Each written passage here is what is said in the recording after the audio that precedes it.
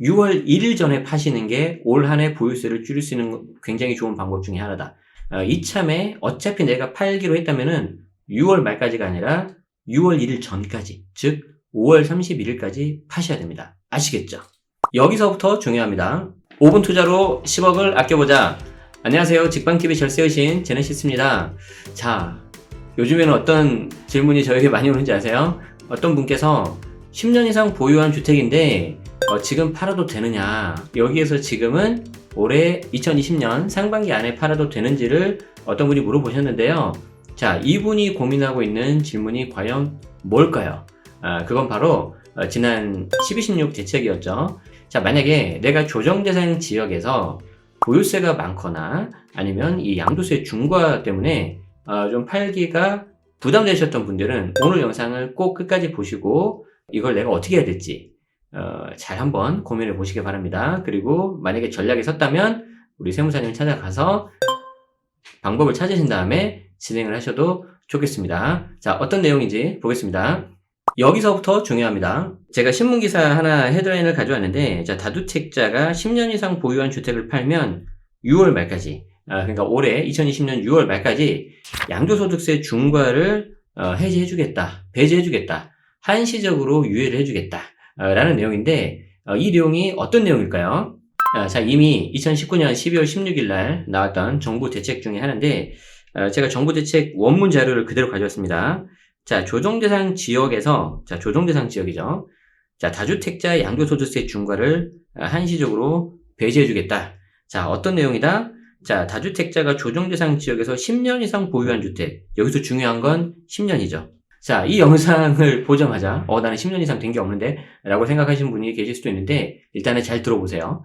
자, 10년 이상 보유한 주택을 양도할 때, 이 경우에는 투기 수요로 보지 않고, 일반적인 실거주 목적으로 봐서 한시적으로 양도세 중과를 배제하고 장특공도 적용을 하겠다. 자, 일단 중요한 게 10년 이상 보유한 주택이고요. 그 다음 중요한 게 뭐냐면 대책 발표일 다음 날부터 2020년 6월 말까지 양도하는 주택에 적용이 됩니다.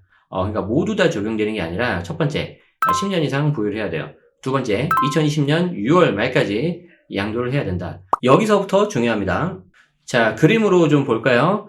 여러분들, 자, 6월 30까지, 그러니까 올해 2020년 6월 30까지 10년 이상 보유한 주택을 양도를 하면 양도소득세 중과를 안 해주겠다는 건데, 그렇다고 양도세를 아예 면해주는 거냐? 그건 아니라는 거죠. 자, 양도소득세 중과는 조정대상 지역에서 이제 다주택자가 팔 때 약간 징벌적 성격으로 세금을 내는 거고요.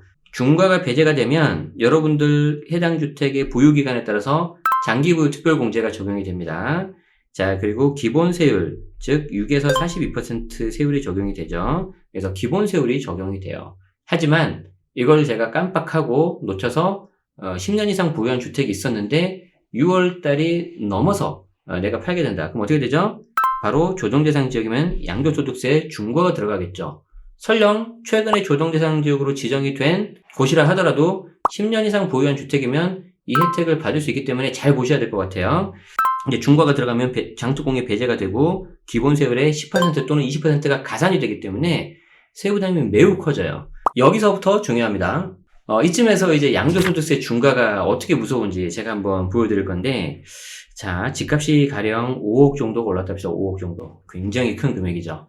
굉장히 큰 금액인데, 이때 집값이 5억이 올랐다고 해서요, 그냥 이게 다 내 돈이 되는 게 아니에요.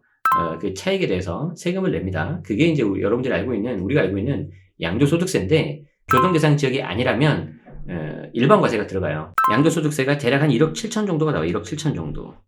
물론 해당 주택의 필요경비가 얼마나 많이 있느냐, 그리고 이게 단독명이냐 공동명이냐에 따라서 이제 세부담은 좀 달라지는데, 단독명이고 필요경비가 제가 이제 거의 없다고 가정했을 때 1억 7천 정도가 나오더라고요. 단순 계산해보면.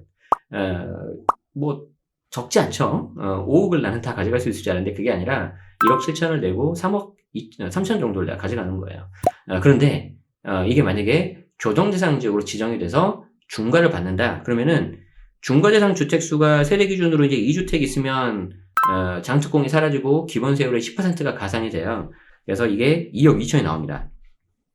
간혹 가다가 내가 내야 되는 세금에서 10%가 올라가는 거 아니냐 이렇게 보시는 분이 있는데 그렇지 않아요. 여기 보시면은 10%보다 더 올라갔죠. 왜 그러냐면 기본 세율이 자체가 가산이 되기 때문에 세부담은 10%보다 더 커진다는 거죠. 자, 그래서 2주택 중과면 2억 2천 정도가 되고요. 만약에 3주택 중과가 들어가면 얘가 거의 한 2억 7천까지, 지방세 포함하면 거의 3억까지 가겠네요. 그래서 내가 만약에 5억 정도 차이가 나는데 거의 반 이상이 세금으로 나갈 수 있다는 거예요. 여기서부터 중요합니다. 자, 만약 혹시 10년 이상 보유한 물건이 있다면 한번 잘 생각을 해보세요. 자, 내가 10년 이상 보유한 물건이 있는데 그 물건이 조정대상 지역에 있다. 자, 그런 경우에 어떻게 할 거냐? 일단 저라면 이렇게 할 것 같아요. 최근에 시세 차익이 큰 거, 이 정도 되면 좀 적당히 팔아서 좀 차익도 좀 실현하고 시장에 이렇게 매물을 내놓는 것도 나쁘지 않다라고 저는 생각을 합니다. 그리고 이제 향후 투자 가치가 좀 적은 거, 물론 이제 사람마다 좀 다를 수 있는데 우리는 항상 기회비용이라는 게 있어요. 이때 이걸 가지고 또 다른 곳에 좀 현금을 좀 쓴다든지 뭐 사업 미천으로 좀 활용하자든지 결혼 자금으로 자녀들 이렇게 좀 활용할 수도 있기 때문에 이렇게 하는 것도 좋은 방법 중에 하나가 될 것 같다. 자, 그리고 이제 또 하나가 뭐냐면 이 부분은 이제 다주택자 분들한테 좀 해당이 되는데 내가 좀 보유세가 너무 많이 나온다거나 아니면 주택수가 많아서 뭔가 좀 매도 전략, 좀 출고 전략이 좀 힘드신 분들이 있어요. 자, 이럴 때 아주 좋은 방법 중에 하나로 좀 주택수를 줄일 수 있다. 자, 그래서 반드시 10년 이상 보유한 물건이 있다면 꼭 한번 체크해 보시기 바랍니다.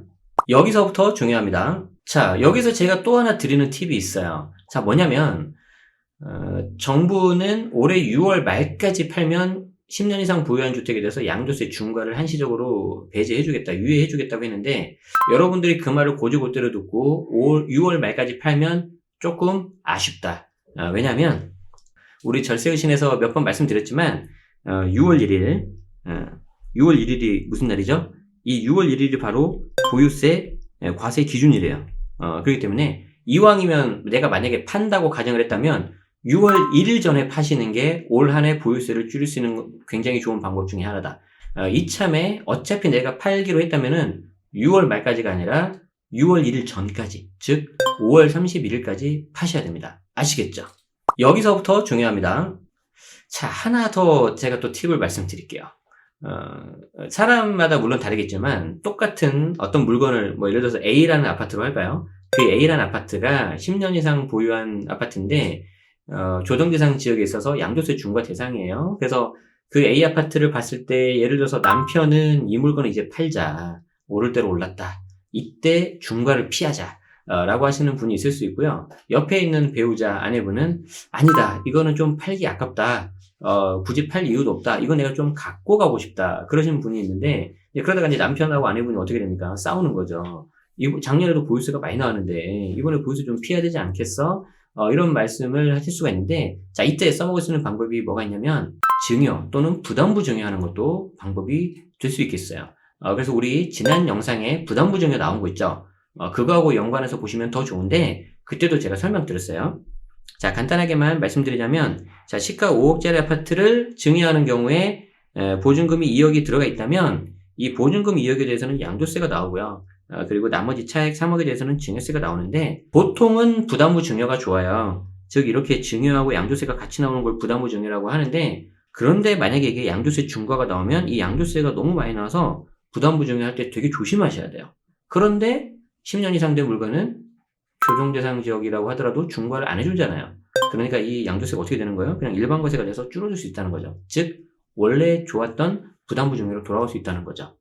물론 여기에 대한 세금은 여러분들이 계산하시기엔 좀 어려우실 거예요. 그럼 어떻게 하면 된다? 인근 세무사 사무실로 방문하셔서 전문가한테 차라리 맡기면서 신고대행 맡기시면서 진행을 하시면 오히려 더 좋겠습니다. 아시겠죠? 여기서부터 중요합니다. 10년 이상 보유한 주택에 대해서 몇 가지 팁을 알려드리는데 제가 높아지면서 하나만 더 말씀드리도록 하겠습니다. 자, 뭐냐면 주택을 매수하고 매도하는 거에 대해서 날짜를 어떻게 보냐면 가끔 가다가 여러분들이 계약일이 아니냐, 계약서를 쓴 날이 아니냐라고 이렇게 착각하시는 분들이 있는데 우리나라 세법은 그렇게 보지 않고요. 실질적으로 소유권이 언제 넘어갔냐, 이 날이 해당 주택의 매수일 또는 매도일로 봅니다. 자, 그러니까 내가 다시 돌아와서 10년 이상 보유한 주택이 있고 조정대상 지역이고 양도세 중과를 피하고 싶다. 자, 그러면은 내가 언제 매도를 해야 된다고 했죠? 6월 말까지. 그런데 이왕이면 6월 말이 아니라 5월 31일까지, 즉 보유세 과세 기준일 전까지 매도하면 제가 좋다고 말씀드렸죠. 시간이 많아요, 적어요? 많지 않죠. 여기서부터 중요합니다. 자, 아무쪼록 요즘 건강이 가장 중요합니다. 여러분들 건강관리 정말 잘 하셔야 되고요. 면역력이 굉장히 중요하다고 하니까 좀 푹 쉬시고 이참에 좀 이왕이면 좀 긍정적으로 생각하시고, 오늘 내용 도움이 되셨다면 좋아요와 구독, 여기 알림 설정까지 해주시면 또 좋을 것 같습니다. 다음에는 더 도움되는 정보, 그리고 더 건강한 모습으로 여러분들 찾아뵙겠습니다. 지금까지 직방TV 절세여신 제네시스였습니다. 고맙습니다.